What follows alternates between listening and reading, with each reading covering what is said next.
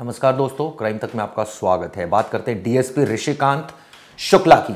इस केस में लगातार अपडेट्स आ रहे हैं। सवाल ये उठता है कि एक अधिकारी के खिलाफ जब एसआईटी ने जांच की और ये पाया कि ये घूसखोर अधिकारी है, ये पाया कि इस अधिकारी ने एक्सटॉर्शन किया है, ये पाया कि इस अधिकारी के कई पूंजीपतियों से संबंध है जिसका उसने नाजायज फायदा उठाया, ये पाया कि उसने कई बिल्डर्स को धमकाया, ये पाया कि उसके वकीलों से संबंध है और जमीन हथियाने से लेकर फर्जी मुकदमे तक उसने दर्ज कराए, तो फिर उसे गिरफ्तार क्यों नहीं किया जा रहा? किसका दबाव है? क्यों यूपी सरकार ऐसे अधिकारी को बर्खास्त नहीं कर रही है? सिर्फ सस्पेंड करके विजिलेंस जांच की क्या जरूरत थी? जब आपने एसआईटी जांच एक बैठाई एक कंप्लेनेंट मनोहर के कहने पर, उसके बाद जब जांच रिपोर्ट आ गई और ये तथ्य सामने आ गए कि उसका दोष है, तो फिर इंतजार किस बात का हो रहा है? विजिलेंस जांच क्या करेगी? खैर, हो सकता है टेक्निकलिटीज में केस फंसा हो, लेकिन सच्चाई ये है कि ये अधिकारी अब खुलकर अपना बचाव कर रहा है। डीएसपी ऋषिकांत शुक्ला का कहना है कि वो इस फर्जीवाड़े में शामिल नहीं है। उनका कहना है कि 60 से 70 करोड़ वाली जो बात मनोहर कर रहा है वो बिल्कुल गलत है। उधर मनोहर ने कहा है कि पैसे की वजह से नीयत बदल गई डीएसपी साहब की। कभी जमीन साथ में ली थी, अब उसके रेट बढ़ गए, तो अब डीएसपी साहब को लगा कि ये तो सोने की मुर्गी हो गया है, तो इसीलिए उन्होंने मुझे साइड कर दिया और धमकाया और एनकाउंटर तक की धमकी दी। 22 से ज्यादा फुल एनकाउंटर कर चुके हैं, डीएसपी खुद ही ऐसा बोलते हैं। लेकिन सवाल ये उठता है कि किसकी शह पर ये सब कुछ हो रहा था?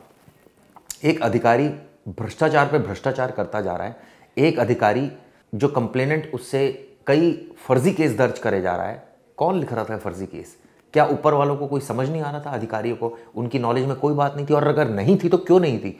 एक निचले स्तर का अधिकारी जो उनके मातहत है, वो अगर इस तरह की हरकतें कर रहा है तो ये तो जिम्मेदारी है सीनियर अधिकारी की कि वो उस पर स्ट्रिक्ट एक्शन ले। ऐसे सब अधिकारी बेनकाब होने चाहिए। कि ऐसा तो नहीं कि इसकी चाबी किसी और ताले की हो। कहने का मतलब ये है कि अगर इसका ताला खुलेगा तो कई और लोगों के ताले खुलेंगे। इस वजह से कहीं ऐसा तो नहीं कि मामला ठंडे बस्ते में चला जाए। बहुत सारी ऐसी चीज़ें हैं जो उठने लगी है, सवाल उठने लगे हैं। लेकिन हम ये जो सब चीज़ें बोल रहे हैं ये अपने बेस पर नहीं बोल रहे। दरअसल ये रिपोर्ट आई है और रिपोर्ट की जो जांच की है वो अखिल कुमार ने की है, जो कि पूर्व एसपी रहे हैं। उन्होंने जब जांच रिपोर्ट में ये बात सामने आई जिसमें साफ साफ कहा कि 100 करोड़ से ज़्यादा की संपत्ति बनाई इस अधिकारी ने, तो सवाल उठता ही है कि ऐसा क्यों? सस्पेंशन से क्या होगा?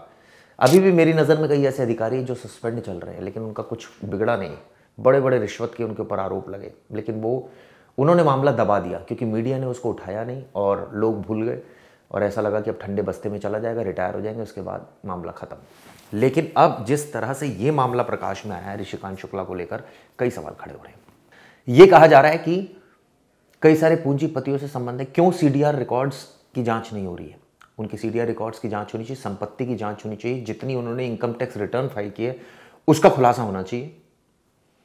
नामी बेनामी जितने नामों से संपत्तियां ली गई है या दूसरी और चीज़ें ली गई हैं उसकी भी जांच होनी चाहिए। इनकम टैक्स का तो काम ही है कि वो इस तरह की जांच करे। बल्कि मैं तो कहता हूँ इस मामले में किसी हायर एजेंसी से जांच करानी चाहिए, क्योंकि अगर ये क्राइम से प्रोसीड मनी है और इसका अगर कहीं और इस्तेमाल हो रहा है तो ईडी का केस बन रहा है सीधा सीधा। एक अधिकारी 10-10 प्रॉपर्टीज खरीद रहा है, एक अधिकारी जो इस तरह की हरकतें कर रहा है, उसके ऊपर कोई चेक एंड बैलेंस नहीं है। आप सोचिए, बड़ी शर्म की बात है। और अब हालांकि कार्रवाई हुई है, लेकिन ये कार्रवाई खाना पूर्ति लगती है, क्योंकि जब तक इस मामले में गिरफ्तारी के अलावा एक अब जितनी भी इन्होंने संपत्ति अर्जित की है, अब ऑब्वियसली कई सारे ऐसे कंप्लेनेंट्स हैं जो सामने नहीं आएंगे, जो कहेंगे जी हमारे से तो नहीं ली। अब बहुत सारी ऐसी चीज़ें जो इन्होंने बना ली, अब इनसे ये तो पूछना चाहिए ना, इनकम टैक्स का चलिए बनाइए केस, कि ये तो पूछिए ना इनसे कि ये पैसा कहाँ से आया, कौन सी ऐसी आपने इन्वेस्टमेंट की थी या कौन सी आपने ऐसी आपको प्रॉफिट हुआ, किस चीज़ में आपने इन्वेस्ट किया, प्रॉफिट हुआ, सारी चीज़ें क्लियर करनी चाहिए इनको। आय से अधिक संपत्ति का तो मामला बन ही रहा है ना, क्योंकि अगर हो सकता है कि जिस आदमी ने पैसे दिए वो भी बैकफुट पर चला जाए, वो डर के मारे सामने ना आए या वो कहे छोड़ो बहुत पुरानी बात है। लेकिन सच्चाई तो ये है कि जिस तरह से ये करप्शन का मामला सामने है, योगी सरकार बहुत स्ट्रिक्ट है करप्शन को लेकर। उम्मीद करता हूँ इस मामले में सख्त कार्रवाई होगी। लेकिन जिस तरह से श्री प्रकाश शुक्ला का रिश्तेदार कंप्लेनेंट है, उसको लेकर भी कई सवाल है। सजा याफ्ता है, यानी मर्डर केस में आरोपी है, सजा मिल चुकी है, इस तरह के आरोप लगाए खुद डीएसपी ने। जब हमारे संवाददाता से उन्होंने बात की तो ये सारे आरोप लगाए। उनका कहा कि मेरी प्रॉपर्टी तो एंसेस्ट्रल है, मतलब मेरे पैतृक प्रॉपर्टी है, और सबसे बड़ी बात 5 करोड़ से ज़्यादा की नहीं है, तो पता नहीं 90 करोड़ 80 करोड़ क्यों बोल रहे हैं। खैर, जैसे मैंने कहा, इस मामले की तह तक जाना चाहिए और जो सच है वो सामने आना चाहिए ताकि न्याय मिले, ताकि इस तरह की एक व्यवस्था कायम ना हो। पुलिस का काम अपराधियों को पकड़ना है, अपराधियों में डर होना चाहिए।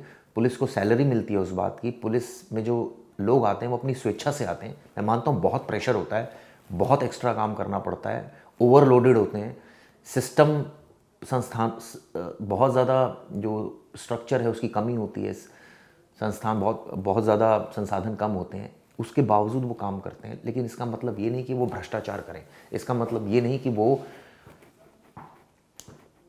कई लोग पुलिस वाले ये भी कहते हैं हम तो गरीबों को थोड़ी लूटते हैं, अमीरों को लूटते हैं या उनको लूटते हैं जिन्होंने बहुत पैसा मोटी कमाई की है। वो जस्टिफाई करते हैं इस चीज़ को, लेकिन सच्चाई है कि इस बात का उनको पैसा नहीं मिलता, इस बात की उनको सैलरी नहीं मिलती। सैलरी उनको मिलती है, ठीक है, सैलरी में कुछ करेक्शन हो सकता है, उनकी मांगे जायज़ हो, कुछ सिस्टम में सुधार की गुंजाइश हो, लेकिन इसका मतलब ये नहीं है कि आप भ्रष्टाचार करने लग जाएं।